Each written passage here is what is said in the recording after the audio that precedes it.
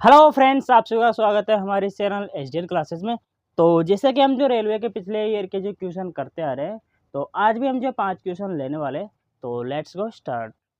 तो देखिएगा, हम 25 तक हमने कर लिए थे। 26वां जो क्वेश्चन है वो है उस सबसे लंबे स्तंभ की जो है हमें लंबाई याद करनी, जिसे 10, 8 और 6 मीटर की विमाओं वाले कमरे में रखा जाता है।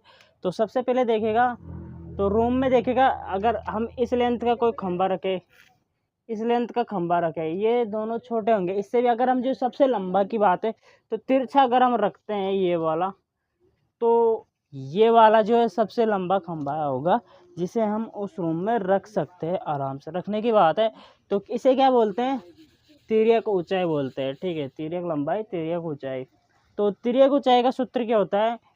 एल स्क्वायर बराबर a square plus b square plus c square. A b c क्या है? तीनों भुजा है, एल बी एच, और लंबाई, चौड़ाई और ऊंचाई है। ठीक है, तो एल बराबर निकालेंगे तो इनका अंडर रूट हो जाएगा a square plus b square plus c square. अब देखिएगा, तीनों भुजाएं क्या क्या हैं? 10, 8 और 6 हैं क्रमशः।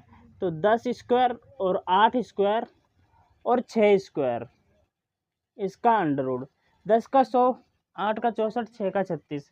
64 को क्या लिख 64 प्लस 36 यानी 70। तो ये भी 100 और ये भी 100, यानी कितना हो जाएगा? 2 गुणा 100, 200। इसका अंडर रूट 100 का तो 100 का तो वर्गमूल निकल जाएगा 10, और 2 का निकलेगा नहीं, तो अंडर रूट 2। तो ये जो हाईएस्ट जो है, इस मतलब सबसे लंबा खंभा इतनी जो है क्या है, इसकी मीटर में जो है इसमें रखा जा सकता है। तो ऑप्शन नंबर सी इसका जो करेक्ट आंसर होगा। नेक्स्ट फिर क्वेश्चन है, देखिएगा 27वां। एक्स यदि एक्स समीकरण को संतुष्ट करता है, संतुष्टिकरण की बात है, तो एक्स क्यूब माइनस 1/x³ का हमें मान निकालना है। तो सबसे पहले हमें जो क्या लिखना है? समीकरण लिखना है। तो समीकरण है x square minus 2x plus 1 is equal to 0। सबसे पहले देख लेते हैं, हाँ यही है हमारा समीकरण।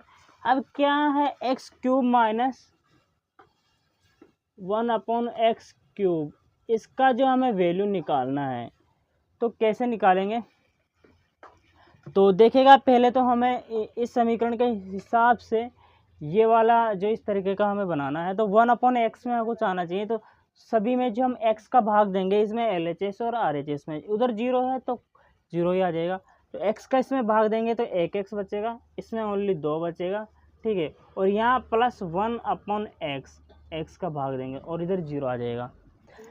अब ये वाली फॉर्म रखनी है हमें। ठीक है, x माइनस 1/1 वाली, तो ये दोनों 1 वाली, यानी x plus 1/x is equal to -2 का उधर हो जाएगा प्लस 2।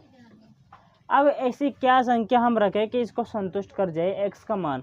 अगर मैं 0 रखता हूँ तो 0 1/0 ये होगा नहीं। अगर मैं इधर 2 रखता हूँ, 2 प्लस 1/2 तो 2.5 हो जाएगा, लेकिन हमें लाना 2 है। तो हम अगर x बराबर 1 रखते हैं, तो इधर 1 प्लस 1/1 यानी कि 1, 1 और 1 2, जो इस समीकरण को संतुष्ट करता है। x बराबर 1 संतुष्ट करता है, संतुष्ट करता है। तो हम क्या करेंगे? x की वैल्यू 1 रख देंगे इसमें भी, क्योंकि इसी फॉर्म में अगर x का मान 1 रख रहे हैं तो ये मान आ रहा है। तो अगर x का मान यहाँ रखते हैं तो 1 की कितनी भी घात हो 1 ही आएगा। -1/1, एक मिनट, इसका मान निकालना है ना, 1/1 प्लस। ठीक है, तो ये भी 1 - 1, इधर तो मान ही है ओनली। तो इसका वैल्यू क्या आएगा? 1 - 1/1, और इसमें भाग देंगे तो वापस 1, और 1 - 1 0। तो ऑप्शन नंबर क्या होगा? 0, सी इसका करेक्ट आंसर होगा। नेक्स्ट है √3 इकाई वाले समबाहु त्रिभुज के परिवृत्त की त्रिज्या ज्ञात कीजिए। तो इसका सूत्र होता है परिवृत्त त्रिज्या का। परिवृत्त त्रिज्या का सूत्र होता है तीनों भुजा, यानी कि a गुणा b गुणा c अपॉन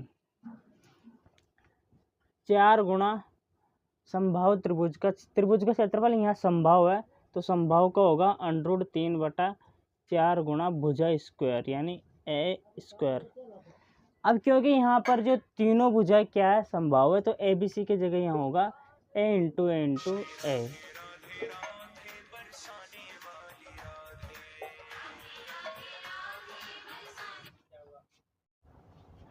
तो यहाँ पर ए का मान सेम है दोनों में, ठीक है। तो ए स्क्वायर से जो कट जाएगा 2a कट जाएंगे, यहाँ बचेगा। अब ए की वैल्यू देखनी है, √3 है भुजा, तो √3 ऊपर ए स्क्वायर तो इससे कटेगा नीचे वाले से, अपन 4 इंटू √3/4 ये बचा। इस 4 से ये 4 चल जाएगा और इस √3 से ये √3, तो इसकी वैल्यू आएगी 1। तो परिवर्त त्रिज्या का सूत्र मान क्या होगा, 1 होगा, ठीक है। नेक्स्ट है फिर 29। एक संख्या में 40% की वृद्धि की जाती है और फिर इसके बाद की जाती है 40% की कमी और वृद्धि क्रम से हो तो एक सूत्र लगता है a + b - ab/100 ये लगता है। पहले 40% की वृद्धि यानी 40, फिर कमी हो रही है तो यहाँ पर -20 और माइनस ये सूत्र से 40 × 20/100, ये 2 जीरो से ये 2 जीरो, इधर बचेगा 20 - 4 दूनी 8, तो ये घटाएंगे तो क्या आएगा 12, इसका करेक्ट आंसर होगा। सॉरी, संख्या में शुद्ध परिवर्तन 40 - 20, 4 दूनी 8,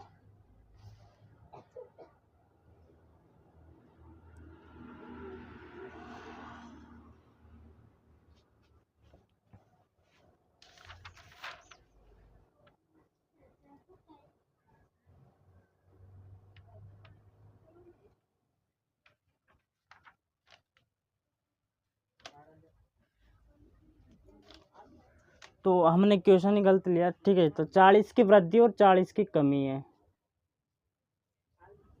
तो इधर 40 से 40 जीरो बचेगा और ये 4 दूनी 8, नहीं 4 चौक 16, तो माइनस के 16 इसके आंसर आ रहा है, यानी 16% की क्या होगी, कमी होगी। दूसरा हम तरीका देखते हैं 40 की वृद्धि और 40 की कमी, तो क्या होगा 40 की वृद्धि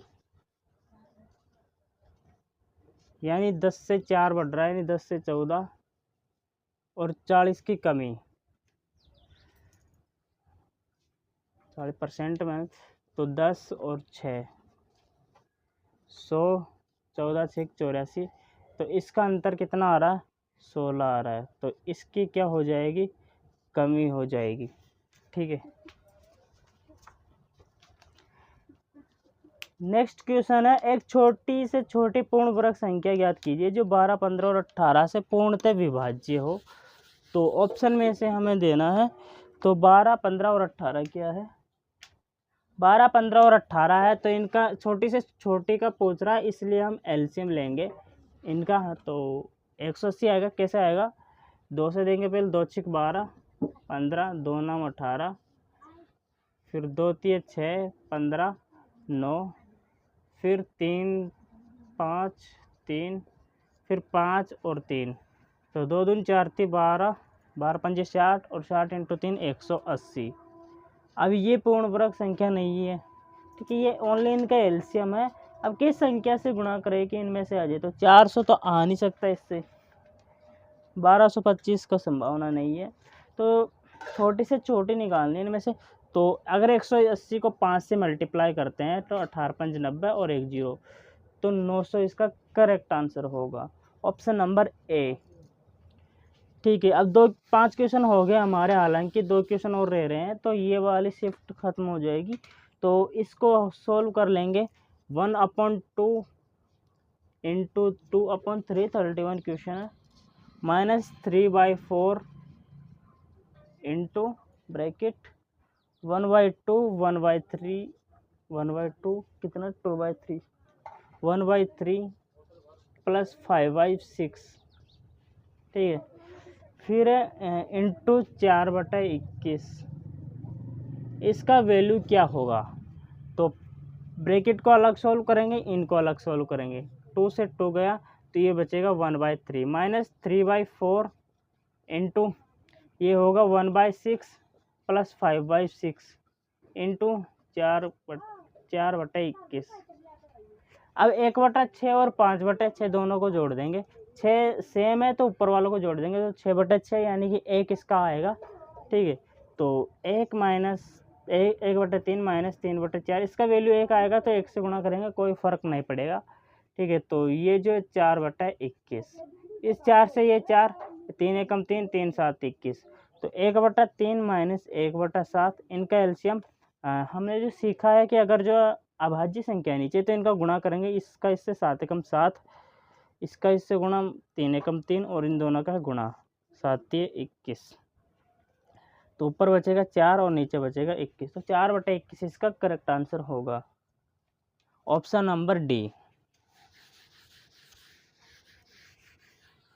नेक्स्ट जो क्वेश्चन है आखिरी इस शिफ्ट का, दी गई सारणी विशेष शहर में परीक्षा उत्तीर्ण करने वाले छात्रों की संख्या को दर्शाती है। ठीक है, ये दिए हुए साल और लड़के और लड़कियों की संख्या, छात्रों की संख्या, ये एवरेज नहीं है। ठीक है, कि यदि किसी वर्ष में परीक्षा में बैठने वाले छात्रों की संख्या 1387 34 प्लस बॉयज़ है 11 55 26, तो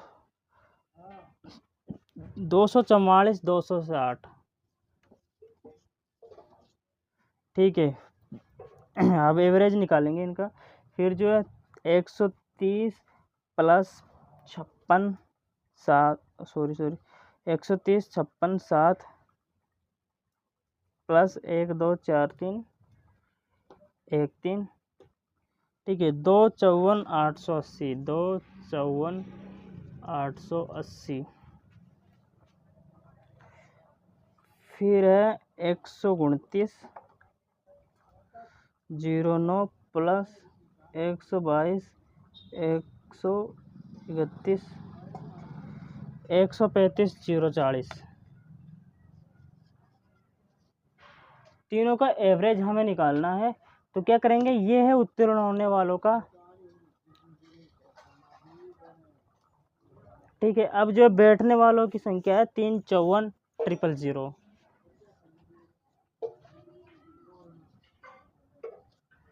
इससे ये निकल जाएगा। सबसे पहले 135 040 वो वाला आया, इसमें हम भाग देंगे 3 5 4 3 0, गुणा किसका करेंगे 100 का 38, तो ये है,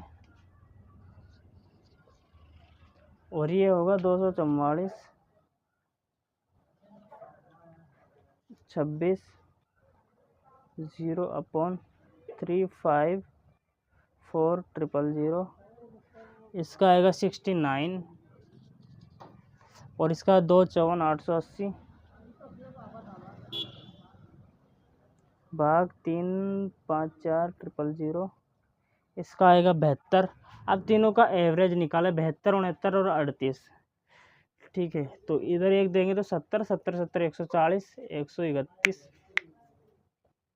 9 2 11, इसको इधर देते हैं, ये 70 हो जाएगा, ये 70 हो जाएगा, एक इसको दे देते हैं 140 प्लस 38 की अगर मैं 40 मान लूँ, इससे पॉइंट में कुछ है, ये 39 हो रहा है लेकिन 40 मान लेता हूँ मैं, तो 180/3, तो 3 6 18 60 लगभग। कहाँ दिक्कत हुई है, 69 71 2018 वाले में गलती हुई है।